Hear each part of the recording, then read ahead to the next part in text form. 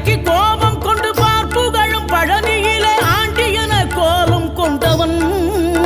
நீ தத்துவத்தின் சாரெடுத்து சுவாமி மலை எல்லையிலே தகப்பனுக்கு பாடம் சொன்னவன்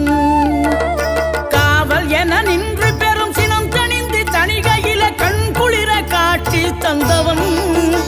நீ பாங்குடனே கருள் தரவே பழமுதிரும் சோலையில பரஞ்சோதியாய் நின்றவன்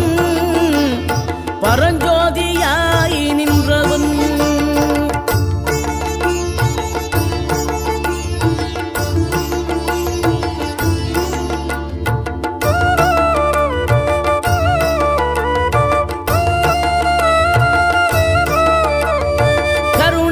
கமழும் அந்த அருணகிரி தமிழில் மனம் மகிழ்ந்தாடி நின்ற முருகன்